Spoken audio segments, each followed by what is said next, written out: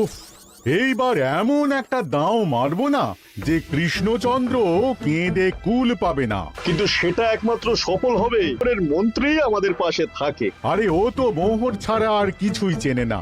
ওকে খবর দিয়েছি এক্ষুনি এলো বলে।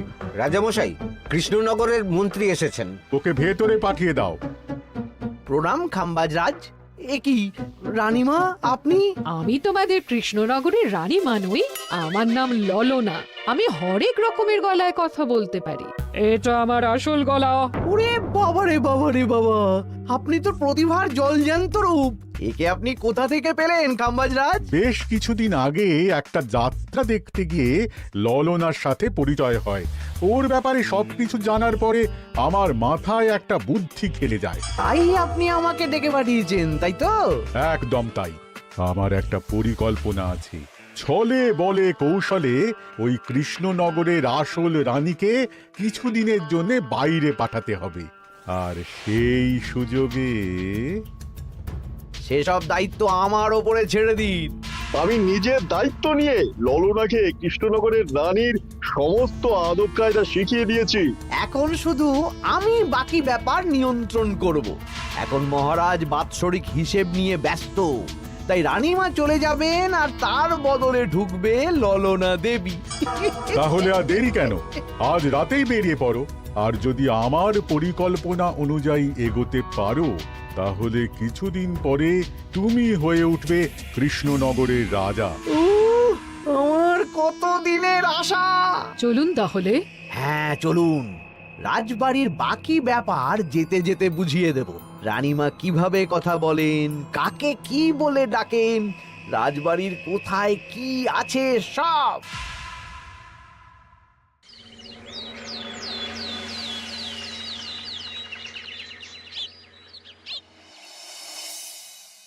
কি গো গিন্নি, জ্বরটা নেমেছে? এই জ্বরটা কমেছে, কিন্তু শরীরটা খুব দুর্বল গো। তুমি পারলে ভাতটা রান্না করে রাজবাড়ি যাও। আমি বেলার দিকে এই কিছু একটা তরকারি করব। না না গিন্নি, তোমাকে এই শরীরে রান্না করতে হবে না। আমি তরকারির সবজি কুটে রাখছি। হ্যাঁ, ওই পুটির মাকে বলে রাখবো, ও এসে রান্না করে দেবে। তাহলে তো ভালোই হয়। জ্বরে একেবারে শরীরটা দুর্বল করে দিয়েছে গো। হ্যাঁ, তুমি বিশ্রাম নাও গিন্নি, আমি রান্নাঘরে যাই। কি গোপাল আজকে এখনো এলো না? ও কোনোদিন সময় এসেছে মহারাজ? ওকে তাড়িয়ে আপনি একটা কাককে রাজসভায় রাখলেও সে সময়ে আসবে। না, আসলে গোপালের গিন্নির খুব জ্বর, আমি দেখে এসেছি। তাই হয়তো ওর গিন্নির সেবা শুশ্রূষা করতে গিয়ে গোপালের দেরি হচ্ছে। তোমাকে আর গোপালের হয়ে কাসুন্দি গাইতে হবে না। এই তোমরা থামো তো। একটু দেরি হয়ে গেল মহারাজ। আসলে গিন্নির খুব জ্বর, তাই কিছুটা রান্না করে এলাম। আচ্ছা আচ্ছা আচ্ছা, তা এখন তোমার গিন্নির শরীর কেমন আছে? আগের থেকে ভালো আছে মহারাজ। জ্বরটা কমেছে, কিন্তু শরীর খুব দুর্বল। বেশ বেশ, একটু যত্নআত্তি করো। যাই হোক, আজকে সারা বছরের খরচের হিসেব আর আগামী অর্থনৈতিক বছরের প্রকল্প নিয়ে আলোচনা হবে। আলোচনা শুরু করা হোক। বিগত অর্থনৈতিক বছরে বিভিন্ন খাতে মোট খরচ হয়েছে 15,700 মোহর, আর বিভিন্ন কর বাবদ উপার্জন হয়েছে 22,000 মোহর। তাহলে তো মহারাজ ভালোই লাভ হয়েছে। এবার আমাদের দিকে একটু নয়ন মেলে তাকালেই হয়। সেসব তো দেখবই, কিন্তু তার আগে আমি মন্ত্রীর সাথে বিগত বছরের সব খরচ নিয়ে হিসেবে বসবো। হ্যাঁ, বেশিরভাগ দায়িত্ব তো মন্ত্রীমশাইয়ের কাঁধেই থাকে, তাই উনি কোনো হিসেবে জল দিয়েছেন কিনা সেটাও পরখ করে নেওয়া যাবে। এত কাজের চাপ যাচ্ছে কদিন, শান্তিতে ঘুমোতেও পারছি না। মন্ত্রী, তুমি আজ বিকেলে রাজবাড়িতে চলে এসো। বিগত অর্থনৈতিক বছরের হিসেবগুলো একবার দুজনে বসে মিলিয়ে নেব। আচ্ছা মহারাজ, যা করার তাড়াতাড়ি করে নিতে হবে। এখন দেরি করলেই এই বছরের প্রকল্পগুলো শুরু করতে দেরি হয়ে যাবে। মহারাজের জয় হোক। বলো প্রহরী, তুমি কি কিছু বলবে? মহারাজ, একজন কালো চাদর মুড়ি দেওয়ার লোক এলেন আর আমার হাতে এই চিঠিটা ধরিয়ে দিয়ে চলে গেলেন। এই গরমে চাদর মুড়ি? অদ্ভুত লোকটা। কি রে বাবা? সর্বনাশ! কি হলো?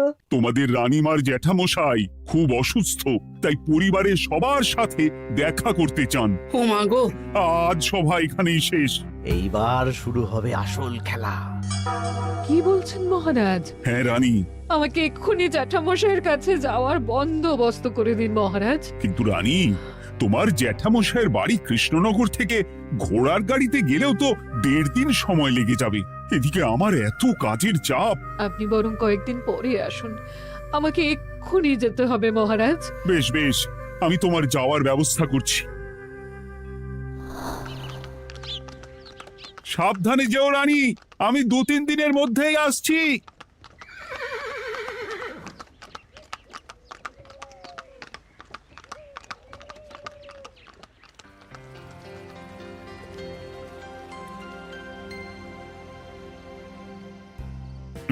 মন্ত্রী, বিগত অর্থনৈতিক বছরে আমাদের পাঠশালার উন্নতির জন্য কত খরচ করা হয়েছিল একটু দেখো তো। সব মিলিয়ে মোট 150 মোহর মহারাজ। কিন্তু আমার এখানে তো 170 মোহর দেখাচ্ছে। 170 মোহর? তা কি করে হয়?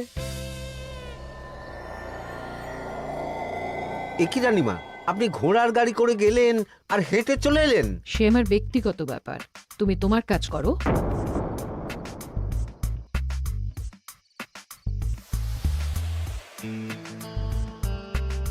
এ কি রানী, তুমি চলে এলে? আমার শরীরটা খুব একটা ভালো লাগছে না মহারাজ, পেটটা কামড়াচ্ছে।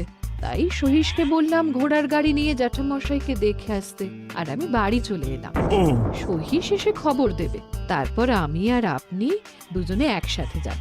বেশ বেশ, ঠিক আছে রানী, তুমি বিশ্রাম নাও। বিশ্রাম না, আমি একটু স্নান ঘরে যাব, পেটটা কেমন মোচড় দিচ্ছে। মহারাজ কিছুই বুঝতে পারেনি, মজা জমবে।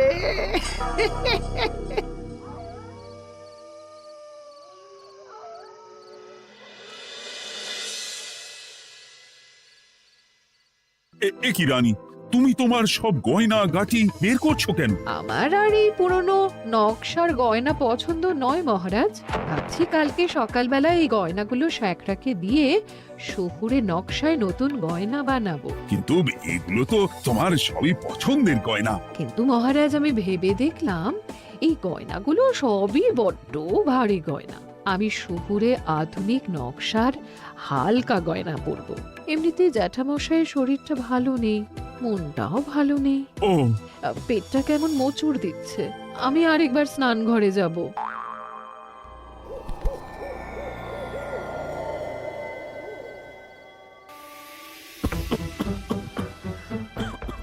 ওই তো মন্ত্রী মশাই এসেছে।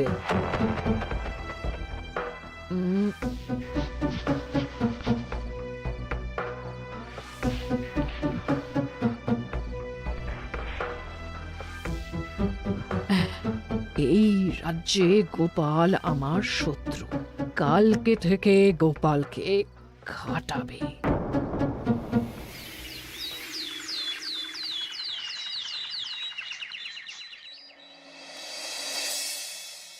হায় হায় হায়, কি হলো রানী, কি হলো? গতকাল রাতে আমার সমস্ত গয়না চুরি হয়ে গেছে। হ্যাঁ? বলো কি প্রহরী? বলুন মহারাজ। গতকাল রাতে রানীর সব গয়না চুরি হয়ে গেছে। তুমি আরেকজনকে নিয়ে এক্ষুনি খোঁজ করা শুরু করো। যথাজ্ঞা মহারাজ।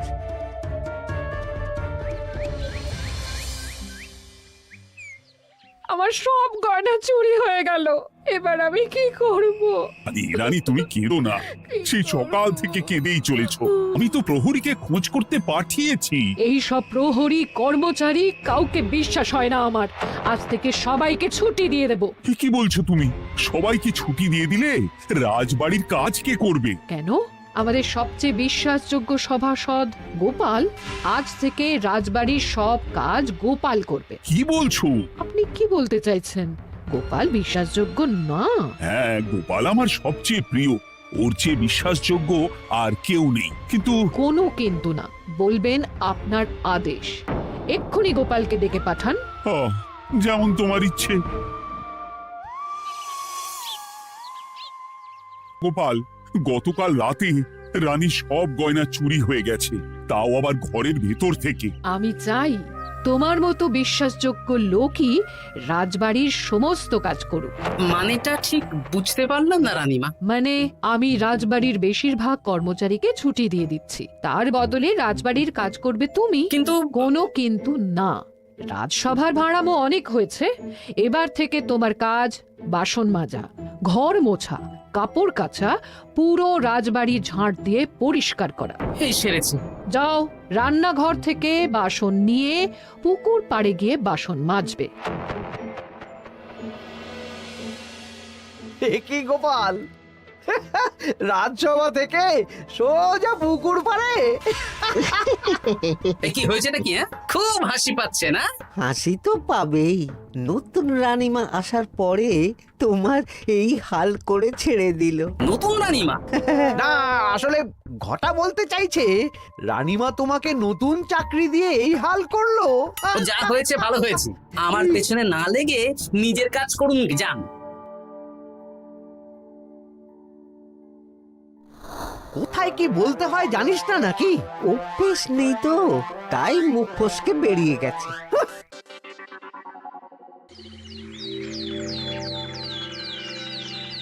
রাজ্যে চোরের উপদ্রব বেড়ে গেছে, তাই আমরা কিভাবে চোরের উপদ্রব কমানো যায় সেই নিয়ে আজকে একটা আলোচনা করব। কিন্তু মহারাজ, রাজসভায় এখনো তো সবাই আসেনি।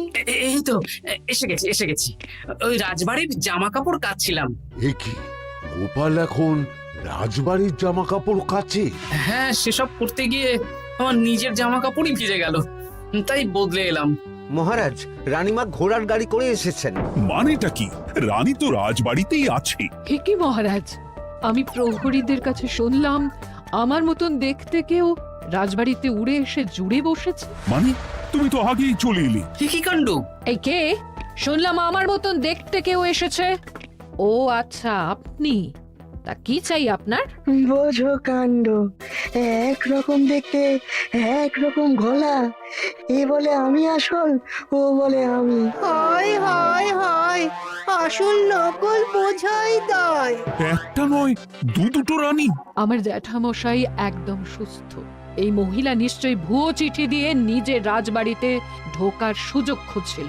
একদম বাজে কথা বলবেন না। আপনি কে সত্যি করে বলুন। সমস্যা সমস্যা, ঘোর সমস্যা। আমার কোনো পাণ্ডিত্য দিয়ে বুঝতে পারছি না কে আসল আর কে নকল। আমি আসল, বিশ্বাস করুন। আমি তো এই মাত্র এলাম। না, আপনি নকল, আমি আসল। কিভাবে বুঝবো? আমি বলবো মহারাজ, এই যে এই রানী আসল। হ্যাঁ, কিন্তু মন্ত্রীমশাই, আপনি কি করে বুঝলেন? না মানে এই রানীমা তোমার উপরে এত ভরসা করে রাজবাড়ির কাজ করাচ্ছেন, কাউকে বিশ্বাস করেননি, একমাত্র তোমাকে বিশ্বাস করেছেন। এত ভালোবাসা, এত বিশ্বাস কার থাকতে পারে বলো? মানে গোপাল, তুমি রাজবাড়ির কি কাজ করছো? বাসন মাজা, ঘর মোছা, বাগান পরিষ্কার, অনেক কাজ করছি রানীমা। আপনার সব গয়না চুরি হয়ে গেল, তাই কাউকে বিশ্বাস করা যাবে না বলে ওই রানীমা আমাকে কাজে রাখলেন। এই ওই বন্ধ করে একটা উপায় বের করো। বেশ বেশ, আমি ধরে নিচ্ছি দুজনেই আসল। তাই আপনাদের দুজনকে আমি পরীক্ষা নেব, দেখব কে উত্তীর্ণ হন। তাই নাও। আপনারা দুজনেই তো সেনাপতিকে চেনেন, বলুন তো সেনাপতির আসল নাম কি? সনাতন সেন। আচ্ছা, আপনাদের বাপের বাড়ি কোথায়? বিজয়গড়। দূর দূর, গড়গড় করে সবই বলে দিচ্ছে। এভাবে হবে না, অন্য কোনো উপায় ভাবো। বেশ, সেনাপতি তলোয়ার দাও তো। দিচ্ছি। এই নিন, এই তলোয়ার দিয়ে মহারাজকে মেরে ফেলুন। আপনাদের মধ্যে কে মারতে চান বলুন। এসব তুমি কি বলছো গোপাল? মহারাজ আমার পতি পরমেশ্বর, ওনাকে আমি মারতে পারি? আমি স্বপ্নেও ভাবতে পারিনি গোপাল তুমি এই জঘন্য কাজ আমাকে করতে বলবে। আমি নিজের প্রাণের আহুতি দিতে পারি, কিন্তু মহারাজের গায়ে একটা আঁচড়ও দিতে পারবো না। উফ, খাম্বাজরাজ বেছে বেছে এক ধুরন্ধর নারীকে পাঠিয়েছেন, কোনো জবাব নেই। আমি বুঝতে পারছি না মহারাজ, এনাদের হাবভাব, কথাবার্তা, রূপ সবই একরকম। তবে যিনি ঘোড়ার গাড়ি চেপে এখন ফিরলেন, তিনি আসল হলেও হতে পারেন। আমি আসল, বিশ্বাস করুন। বললেই হলো? আসল হলে প্রমাণ করুন। বেশ, আজকে আর মাথায় কিছু আসছে না। আমি কাল আসবো। ততক্ষণ আপনারা দুজনে রাজবাড়ির দুটো ঘরে থাকুন। কি ছকমারিতে পড়লাম রে বাবা।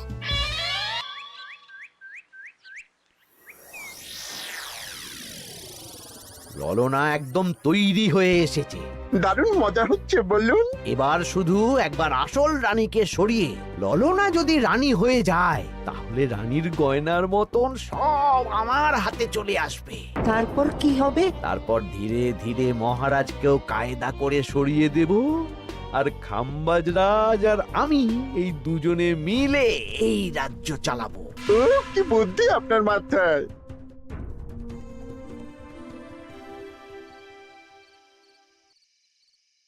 বলছি শোনো না, আমার শাড়িটা একটু ছিঁড়ে গেছে গো। তুমি বাজার থেকে কালকে আমার জন্য একটা শাড়ি নিয়ে আসতে পারবে? হ্যাঁ? আচ্ছা বেশ, নিয়ে আসবো শাড়ি। শাড়ি শাড়ি শাড়ি, এই তো মাথায় বুদ্ধি এসেছে। কাল নয়, আজকেই। গোপাল, তুমি কিছু ভাবতে পারলে? মহারাজ, আপনার দুই রানীকে ডাকুন। আমার তো একটাই রানী। ওই হলো মহারাজ, আসল নকল দুজনকেই ডাকুন। কই গো, একটু বাইরে এসো। বলুন মহারাজ, আপনি ডাকছেন? আচ্ছা, আমি দুটো শাড়ি নিয়ে এসেছি, লাল শাড়ি আর নীল শাড়ি। এই দুটোই মন্ত্রপুত শাড়ি, এক সিদ্ধ পুরুষ দিয়েছেন। কে তিনি? না, সেসব এখন বলা যাবে না, তবে এই শাড়ি দুটো একটা একটা করে ওনাদের দিয়ে দিন। এবার আমি এই শাড়ির বিশেষত্ব বলি। হ্যাঁ বলো গোপাল, বলো। আপনারা দুজনেই আজ রাতে এই শাড়িটা পরবেন, সারা রাত পরে থাকবেন। এই শাড়িগুলো 12 হাত মাপের শাড়ি। আগামীকাল সূর্যোদয় হওয়ার পরে যার শাড়ি 4 হাত কমবে সেই হবে আসল রানী। আচ্ছা বেশ, তাহলে তোমরা দুজনেই এই শাড়ি পরে থাক। কাল সকাল সকাল রাজসভা বসবে, তখন তোমাদের শাড়ি গোপালের কাছে জমা দিও। আচ্ছা। আমি যে নকল সেটা বুঝতে দেওয়া যাবে না। কি করে এই শাড়িটা 4 হাত কেটে ফেলে ওই তো ফল কাটার ছড়ি কেটে ফেলো। কালকে আবার মজা হবে।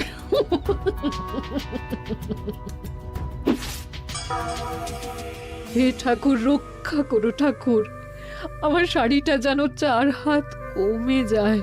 ঠাকুর রক্ষা করো।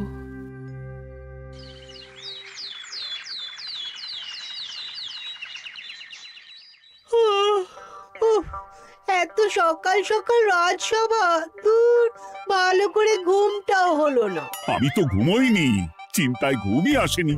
কই গো, তোমরা এসো। এই নিন আমার শাড়ি, এবার মেপে দেখুন, এটা 4 হাত কমে গেছে। এই দেখুন মহারাজ, বিশ্বাস করুন আমি আসল, কিন্তু এই শাড়িটা সারা রাত পরে থাকা সত্ত্বেও 4 হাত তো দূর, 4 আঙুলও কমেনি। লাল শাড়িটাই ছোট মনে হচ্ছে। তাহলে তুমি আসল? উফ বাবা, বাঁচা গেল। আয়, কে আছো? এই নকল রানীকে কারাগারে বন্দি করো। দাঁড়ান মহারাজ, বন্দি করতে হলে যার শাড়ি 4 হাত কমে গেছে তাকে বন্দি করুন। কেন? আমার শাড়ি তো 4 হাত কমে গেছে। শর্ত অনুযায়ী যে আসল তার শাড়ি তো 4 হাত কমবে না, আপনি ধরা পড়ে গেছেন নতুন রানীমা। এগুলো কোনো মন্ত্রপুত শাড়ি নয়, এগুলো আমার পরিকল্পনার প্যাচ। আপনি নিশ্চয়ই নিজেকে আসল প্রমাণ করার জন্য শাড়িটা কেটেছেন। না মানে, না না না, তাহলে কমলো কি করে? না মানে হয়ে গেল। সত্যি গোপাল, তোমার বুদ্ধির জবাব নেই। গোপাল, তুমি আমাকে বাঁচালে। এই যে নতুন রানীমা, চুপ করে কেন? ওকে আমি কারাগারে গিয়ে বেত মারছি, তাহলেই সব বলবে। বল, কে তুই বল। আসলে মানে আমার নাম ললনা, আমি যাত্রাপালা করি, অনেক রকম গলায় কথা বলতে পারি। কদিন আগে খাম্বাজ রাজ আর এই মন্ত্রী মশাই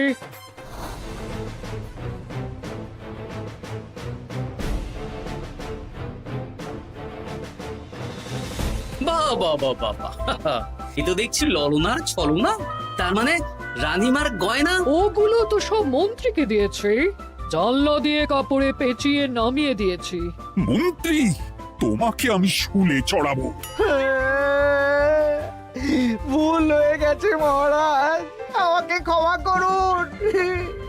প্রাণে মারবেন না, সব গয়না ফেরত দিয়ে দেবো মহারাজ। তুমি শত্রু রাজ্যের প্ররোচনায় এত বড় ক্ষতি করতে চেয়েছিলে? ক্ষমা করুন মহারাজ, ক্ষমা করুন। সেনাপতি, মন্ত্রীকে 1000 বার বেত্রাঘাত করো। আর এই ললনার কি হবে? আমি অনেক দিন ধরে বাড়িতে একটা কাজ করার লোক খুঁজছি, ওনাকে পাঠিয়ে দিন। আমার গিন্নি শুয়ে বসে থাকবে আর উনি খাটবেন। নয়, হ্যাঁ, ললনার ছলনা ভেস্তে গেল।